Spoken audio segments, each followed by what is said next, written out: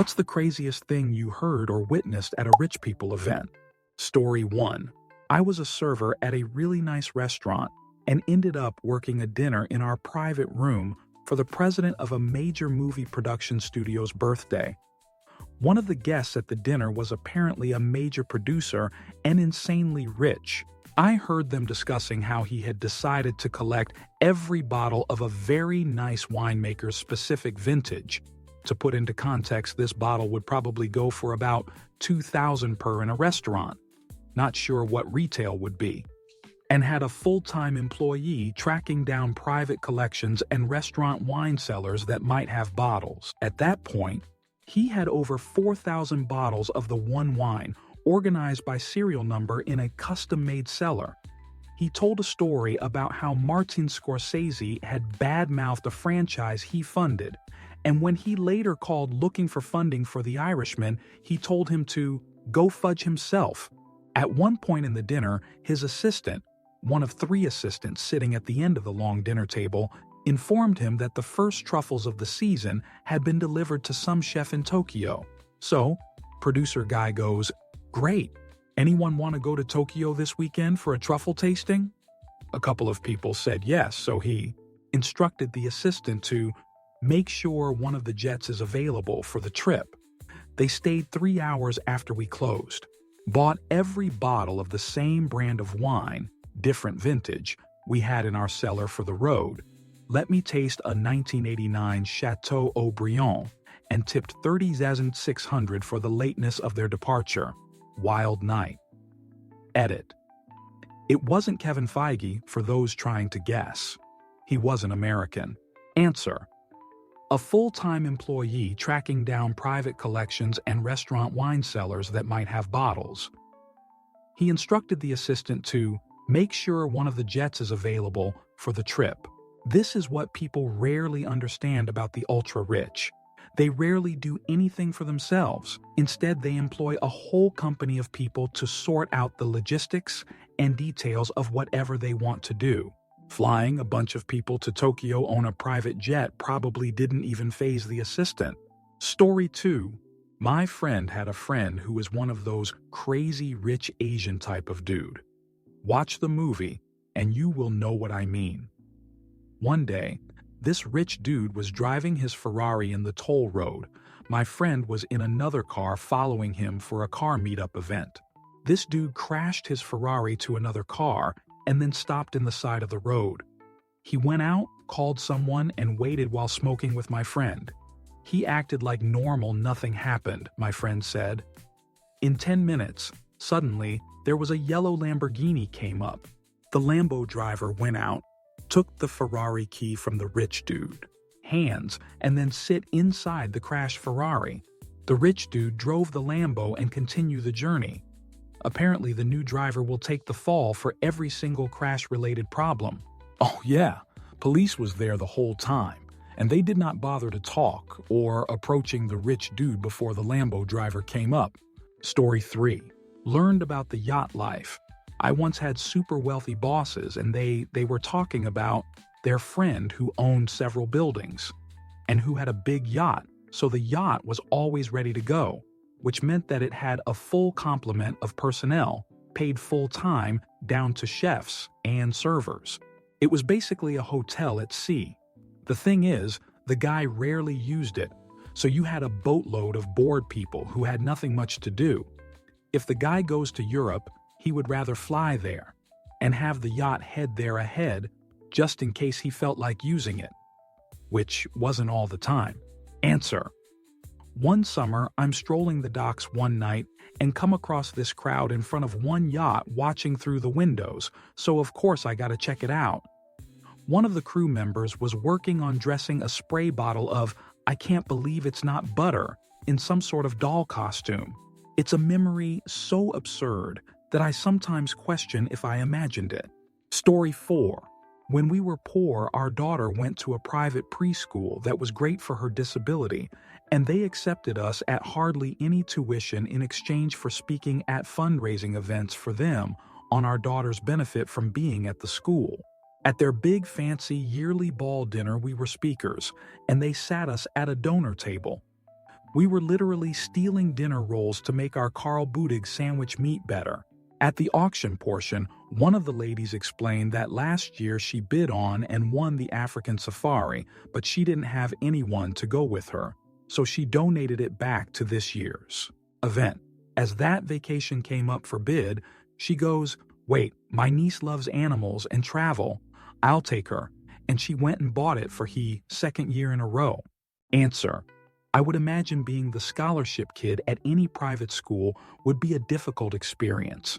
Sure, you're in a private Hogwarts-style high school that basically guarantees Ivy League admission for all its students, but your peers are taking the private jet to Bora Bora for Christmas, and you never have any money to participate in whatever it is they're doing. Story 5. I worked a private event as a waiter. It was a rehearsal dinner. The father of the bride was telling everyone he chartered a private jet for his daughter and son-in-law to fly to Bali for their 6-week honeymoon, which he has also paid for. The jet was to stay there for their use for the duration of the trip, in case they wanted to visit other places if they got bored. The rehearsal dinner for 20 people was about $20K. Working that event was probably the most I ever made in one night at that job. Certainly the easiest. Answer: a bar buddy was this rich, trust fund dude, but he didn't dress rich. He had a nice apartment and was the type to cover the bar tabs. In my single days, he would say, "Hey OP, you want to go to New Orleans?" He loved no, and I was broke, so my answer was always, I'm broke, so no, LOL. But he would say, "No worries, I got you," and book a private jet for 5 to 8 of us. Dude was a good dude, but he loved his Ducati too much, and unfortunately died from an accident. When one of our buddies got laid off and got behind on his mortgage payments, he paid off his past due and gave him money to survive for the next 6 months. Story 6. I was in the Peace Corps in Zambia. We used to hang out at the casino in Lusaka because they gave you free food, drinks, and cigarettes while you played. We would play like 2 hands of blackjack just to get fed. But I went to the roulette table and some guy put down 10,000 in USD all over the table, lost his spin, and just shrugged his shoulders and walked away. Coming from the village where we shat in holes and pumped our own water, I was floored by the amount of wealth that existed right around from us. Story 7. Special service. It was a ritzy wedding, and someone there was a congressman. So we had secret service throughout the wedding, pretending like they were guests while also not engaging with anyone to be distracted. They were like real-life NPCs. Answer: if it was a congressperson, it would have been Capitol Police. And they only normally provide security to leadership or members who may have active threats against them. All 535 senators and congressmen do not have one or more security folks. So if like Pelosi was there, yeah, Capitol Police would be there. Secret Service protect executive branch and foreign diplomats. Story 8. My buddy took me on a cruise with our local Ferrari club. The house we went to was owned by a member who had 8 Ferraris in his garage. At this house, he also had a real Michael Schumacher F1 car and a Ford GT. While we were there, he unveiled his new car, a custom-built Daytona SP3 that was all completely custom. The base price of the car is around $2.2 million, so with the customizations, it was closer to $3 million the way he had it. The crazy part was the story he told about it. This was supposed to be an early build number car, but it was delayed. He had to ask Ferrari about why his $3 million car was taking so long while he was putting in another order for a completely custom Ferrari that is probably worth even more than that. Spending more money on 2 cars than I'll probably make in my whole life was a pretty wild story to hear while in a garage with cars that collectively are worth more than my family has made, all together for a couple of generations, really puts the wealth gap into perspective. Answer: I'm the poor guy in my car club, by a lot, and several of the people in it have car collections like you describe. All of them are gracious and kind. Those that weren't are uninvited to the group. It is amazing to see the kind of money that people have to toss around. One guy's car was not running right, and he was going to cancel coming. One of the others sent an Uber for him to come to his place and drive his spare Lamborghini. It was wild. Story 9. Them speaking casually of high authority people as if they are friends.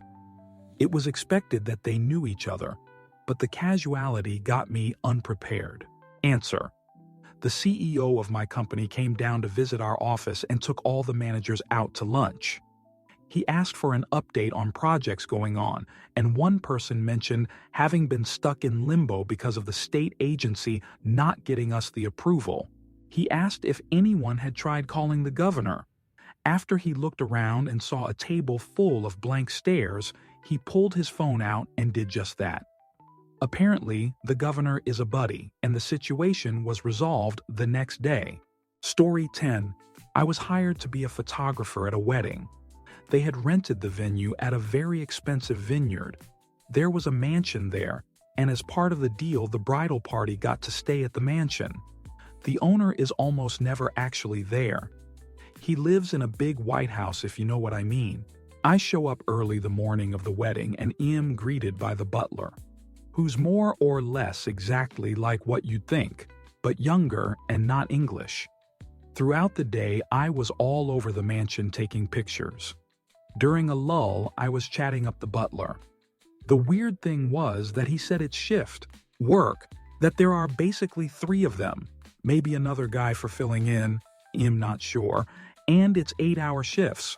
So I was asking, since wedding stuff is kind of seasonal and it gets cold here, like if I showed up at 2 a.m. in January, one of you would be here, all alone in the mansion, just knocking around on the odd chance the big guy shows up? And he was like, yeah, someone's always here. That just kind of blew my mind. Can you imagine just being the dude who sits alone in someone else's mansion, polishing the silver, waiting to see if they show up? 85 chance I'd let my guard down and they'd catch me, running around in my boxers dry, humping the statues while blasting AC/DC or something. Story 11. Not at an event, but at my then 9-year-old son's friend's house. They were very wealthy, and it was the dad's birthday dinner. They were having filet steak, seafood, etc. Their 2 sons were disgusted that, hey, we're having filet steak again. And one threw his away, and the other huffed off to his room and demanded his dad, whose birthday it was, take him to get a pizza. Dad actually did. And my macaroni-eating kid sat there, scoffing his steak and witnessing the majesty of life. Story 12. I was invited to a corporate party in NYC. The party was at the Museum of Modern Art. They rented the museum for the evening. There was a caviar table you could go to and get as much caviar as you wanted. I was told that the caviar cost $5,000. This was in the early 90s. Answer. Museum parties are special. Someone rented out the one I work at for a private dinner. I found myself standing between 2 men who were in a bidding war for a townhouse on 5th Avenue. One of them told me he knew who else was checking the place out because he'd paid a hot dog vendor to set up across the street and tell him whenever he saw someone going in or out. Story 13. Hot tip for anyone that likes art. The best place to see art in places like New York? Auction houses. They change their art every month. Most of it will go into private collections and never be seen again, and they are free to visit. I've stood in a room at Sotheby's in NYC by myself with 5 or 6 Monets, probably 70-80 million worth. But the 2 crazy things I've seen is you won't even find rich collectors there. They send their assistants. And one time I was at Sotheby's, and they were auctioning off a bunch of Tiffany vases. Some assistant was checking them out, flipping them over, bare hands, just almost tossing them around like Soho cups. I was shocked. Answer. I used to play an online game where they had ultra-rare collectibles, launch rares, stuff like that. In the early days after server launch, those items were fairly cheap. But as time went by, people reached endgame and had nothing useful to spend their money on, they started buying those ultra-rare stuff. And as time went by, their worth just kept increasing, simply because there isn't another copy of that item. So it's basically an investment. You could always find a buyer for it. Hold it for 2 years and its worth increases. Party hats in RuneScape, for example, or Pokemon cards. Same thing, essentially. Ultra-rich just play same game in different league. I like to think it's same thing in our world with art. Their worth is only going to increase, simply because there is only one Mona Lisa, for example. So it can be fairly safe way to hold value of your money too. Property is kind of similar too, especially in city centers. You ain't going to see new houses built nearby, so the existing ones are just going to increase in price as the city grows. Easy money if you are rich. Story 14. Having to chase someone down because they paid a power bill for a family in need at a charity event. It was $2,200 they wrote the check. For $22,000 said they just heard wrong. Story 15. I don't think it qualifies as a rich people event, but my wife works for bank, and unless you are management at a bank, you don't make shoot. At her company holiday party a few years ago, the president of the bank comes out on stage and starts shooting dollar bills out of an air cannon. The sight of a reasonable, wealthy head of a bank shooting dollars at his underpaid 17-hour employees that they then have to scramble on the floor in their evening wear to pick up turned my stomach. I don't know how a supposedly smart and successful person could be so tone-deaf. It was gross. Story 16. I attended a rich person dinner in Bel Air. My girlfriend and I hardly knew anyone there, but slowly got the sense everyone there was wealthy. The house where the dinner was held was listed for $80 million on my Zillow app. At the actual dinner, I began to make small talk with the guy seated next to me.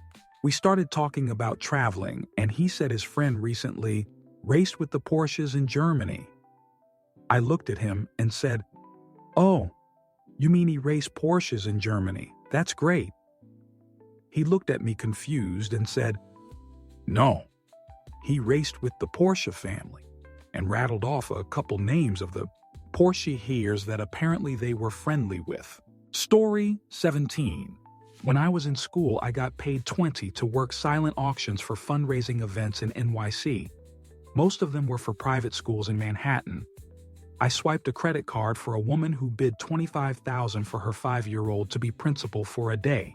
Story 18. I used to work for a company that did AV production for rich people in the Hamptons. A client had an annual 4th of July party at his mansion that had all the features of rich people party house, plus a yacht on the back deck. He wanted a separate sound system on the boat. I had the system controls inside the cabin, and at some point during the party, someone had dumped out a literal mountain of cocaine on a glass table that I noticed notches cut out for lines. Like thousands of dollars are substances left out for whomever to use without much care for who saw it or used it. Story 19. I was at a political fundraising dinner around 20 years ago. There were many affluent rich people there, but only one billionaire. At one point, I naively asked him why he didn't run for office. He laughed and looked me directly in the eyes and said, "Son, why would I be a politician when I can own one? Fudge me up then." Nothing has changed. Story 20. I went to a famous person's birthday party in Beverly Hills. I won't say who it was, just in case. But when my girlfriend and I got there, we were escorted up his driveway in a golf cart. Security brought us into his front room where there was a gold piano, and then they escorted us to the backyard. First thing I saw was a woman in lingerie in one of those big inflatable spheres floating in the pool. But that was just the side pool. We kept going to the main backyard where there were trapeze artists, more lingerie girls in the bigger pool, a cigar wrapping station, Topher Grace sitting by. Himself didn't seem like he knew anyone there. And a big jazz band playing. It was the most Los Angeles thing I've ever done, and honestly didn't enjoy my time there.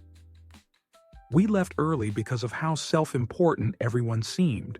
Story 21. Literally bowls of joints and cigarettes left out around the house in beautiful glass-blown bowls. A Molly bathroom to just hang out and take substances. An entire bar of top-shelf liquor with not one but 3 signature cocktails. 2 DJs for different vibes. Rich people know how to party. Answer: went to a party once when I was younger, not a rich person party, and my buddy had a bunch of substances and booze laid out.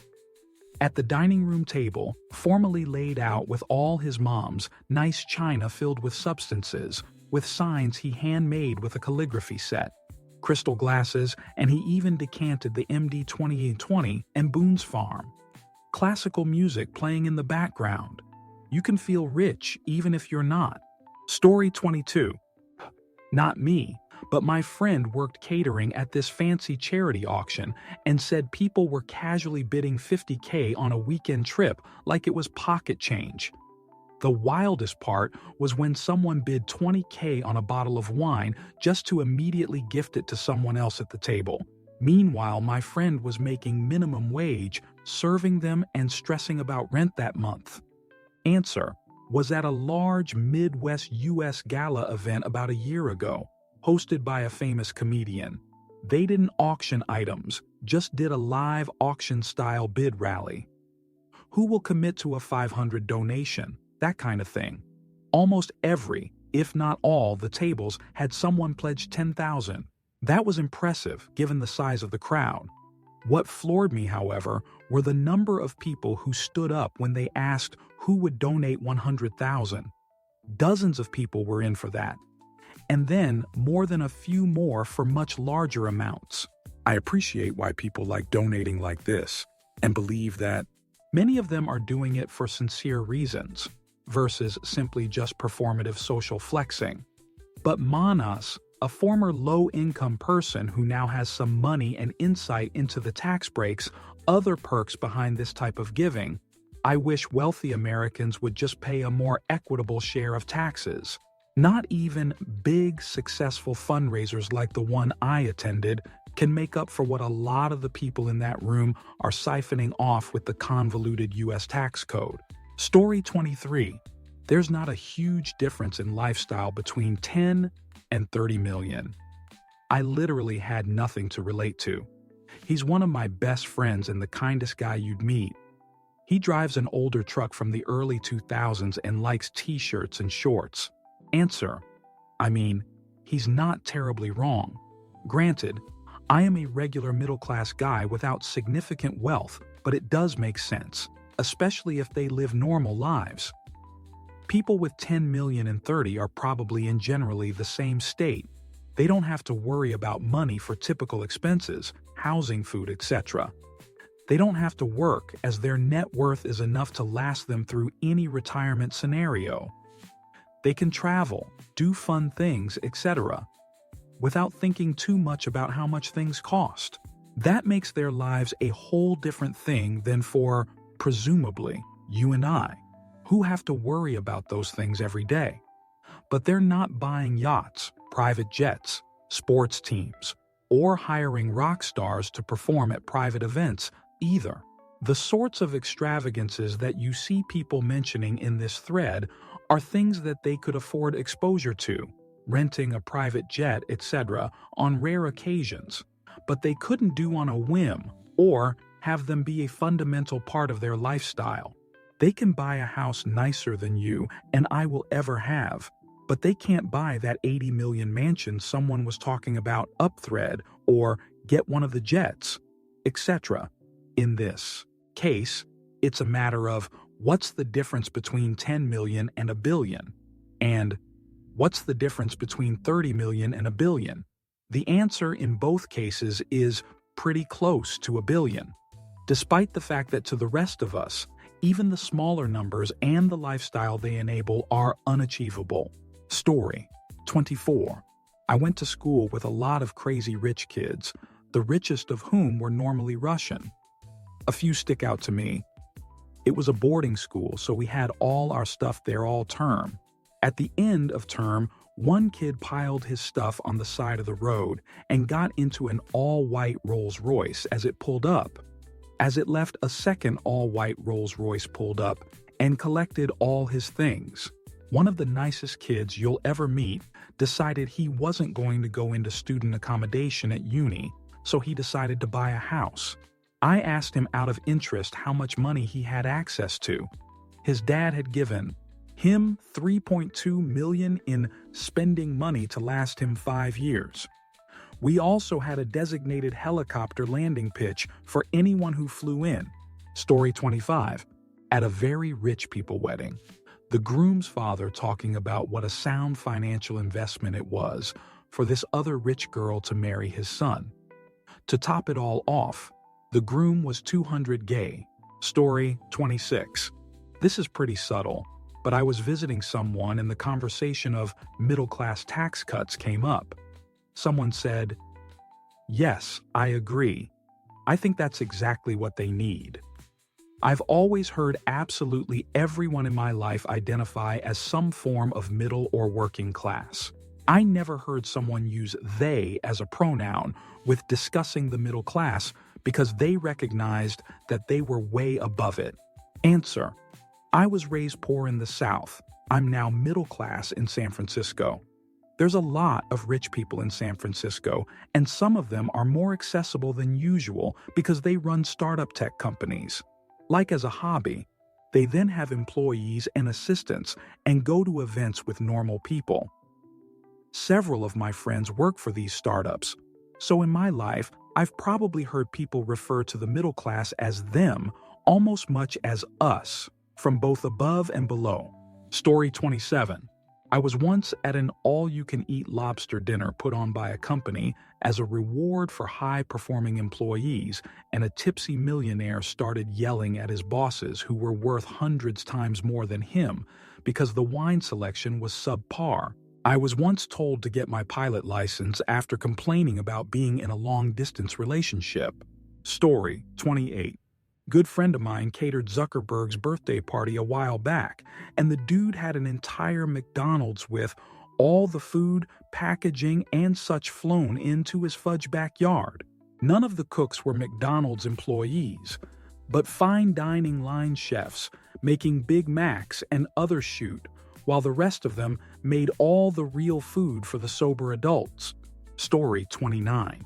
Not a rich person event, but I was in the lobby waiting for job interview, and this guy who just graduated law school was finishing last day of internship or something, and they just offered him a job. He got a huge signing bonus, and they are paying him 4 weeks' salary to take a vacation before starting. That's just a different world than EM used to. Story 30. Years and years ago, assisted a photographer at a fundraising event at the country club for a very, very, very private gated community in the NC Mountains. The turn into the entire community was all but disguised as a junky old mountain holler driveway. No signage. Missed it the first 2 times. Absolutely grilled at the guardhouse before they let me through. And then about 30 years into driving up, holy shoot, the Garden of Eden. It was wild how well hidden everything was. The event was at the country club, and there were some very famous names in attendance. It was my job to stand beside the photographer and write down the names of those in attendance as they lined up for their photo op with the famous names. During the dinner, was upstairs inserting photos and polishing already immaculate, solid sterling picture frames that had to have weighed a couple of pounds each, and then passing them off to a handful of staff with 1,000-yard stares to be arranged on tables by the doors upon exit after the event ended. Then standing downstairs beside that table, checking names off a list as the donors' attendees left and were supposed to pick up their parting gift, except it never really got that far because the sheer volume of people who saw their photos in those frames just tried to fudge steal them. Never mind that they were clearly intended as a donor gift, that part didn't even matter. I was hired help. I had nothing to do with anything except the expectation that I'd hand them off and check a name off a list. assuming that the event organizers had shared that information with the attendees' donors. I guess they didn't. People were literally swiping them and shoving them into their jackets, pockets, down pants, and/or purses and hauling jerk for the door while I stood. They're desperately trying to explain it's a gift. If you don't mind, what's your name so I may check it off that you received yours? That went down like a lead balloon. Apparently being told that something was intended as a gift after you already fudge stole it was considered rude.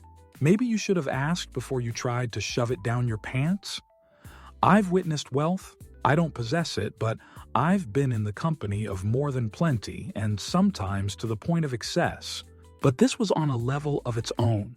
These people collectively possessed more fudge you money than some small countries, but behaved no better than a flash mob on an Apple store in San Francisco. I've just never seen anything like it, before or since. Story 31. Not a gala or event. A friend's wife worked at an HOA in a rich area where some celebs and pro athletes lived. One resident asked her if the airplane paths overhead could be changed to avoid the area. They weren't even close to the airport, maybe 20 miles. Answer: they sort of did this in Newport Beach in Southern California. When you fly out of Orange County Airport, SNA, you take a more aggressive than normal takeoff pitch, and then the pilot will throttle back over the noise-sensitive community and let the plane glide until hitting the ocean and powering back up. Sometimes the pilot warns the plane, but if not, it can make for an interesting first time flying out for passengers. Story 32. My dad cooked a small dinner at a very privately wealthy family's house, in which male body part Cheney was a guest, and they flew in Elton John to play piano for the night. That same family put on a birthday party for their 4-year-old granddaughter who wanted a carnival for her birthday, so they invited all of the country club staff's families to make the place look alive. Free carnival rides and food all day and night, in their backyard. Story 33. In 2017, Jim Crane brought his newly won World Series trophy to a museum event in Houston, and a tipsy millionaire knocked it over, breaking it. They called the museum conservation staff in after hours and fixed it, but shoot was tense. Story 34.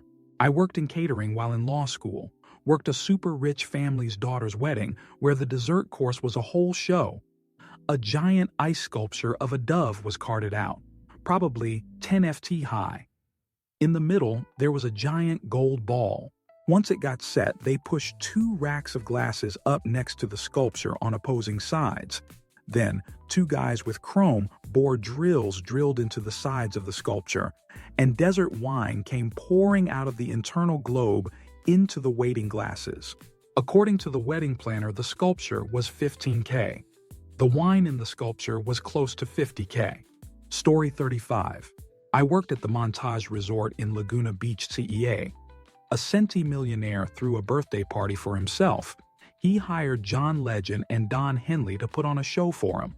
Henley cost $750K for a couple songs, and John Legend was $250K. Story 36. Car dealership owner celebrated his wife's birthday with a 20-person dinner.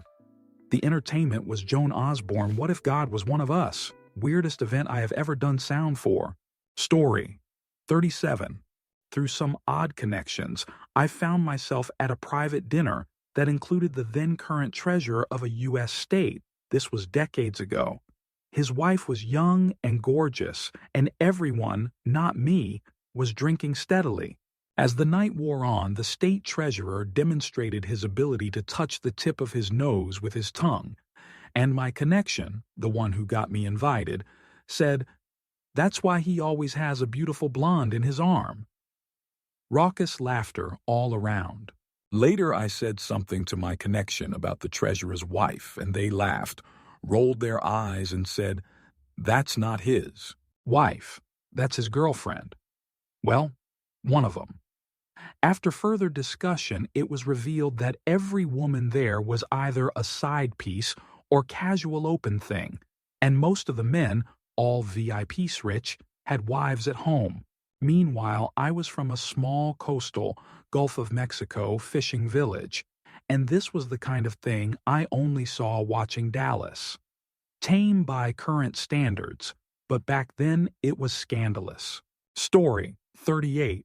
I used to work for an eye doctor, and he sent me to a charity event in town. There was a silent auction, the kind where you write your bids down, and someone would come behind you and bid a little more. The doctor asked me to bid on this ski package and gave me a blank check and a maximum price. As dinner finished and the auction began, I knew that I was in the wrong room. I decided that instead of hanging around the ski package, I would just write down the maximum and hit up the open bar. It wasn't my money. As I was backing away from the table, the guy behind me was a local developer. Big, real estate, big money. He looked at what I wrote down, looked at me, and said, "There's no way you have that kind of money, and I bet that you don't even ski." He then turned around, wrote 10K as a bid, and looked at me and said, "You ruined my fun. I think IF will ruin everyone else's fun." He walked around the room and bid 5 to 10K on all of the luxury items. The charity broke a fundraising record, but people were pissed. I could care less. When I told the doctor the story, he thought it was funny. Answer: my mom once told me about auctions that the third best thing you can have at any auction is a rich guy in the room. The second best thing is have two rich guys. The best is three. That's all you need. I watched my friend's dad bid 1,000 and win a chocolate cake at a public school band fundraiser just because he wanted it for his table and to share with everyone. Not a huge dollar amount, but he got in a bidding war with someone else who tapped out at 950. Should add that my friend's dad was very rich, like early Microsoft money. Story 39. Remember when the pictures came out of Prince Harry partying in Vegas? This was years ago, but they were everywhere. My coworker's wife was in the background of several. My coworker didn't even know she was in the same city. Story 40. I worked at a summer camp for really rich foreign teens. I'll probably make an AMA about it soon. There was a group of Muslim kids from one of these Stan countries that were probably the highest average net worth out of all of the nationalities there. One claimed to be the grandson of one of their presidents, and another said his dad owned their top oil companies. Anyway, the second kid said that he was big into ladyboys, and that his dad was too. He said something along the lines of his dad had taken him to gentlemen's clubs when he was younger. That was just insane and showed me that these rich foreign kids are into some crazy shoot, even despite their superficial religious background. Story 41. Worked for a guy who said he shouldn't have to pay taxes because he doesn't use the welfare programs it pays for.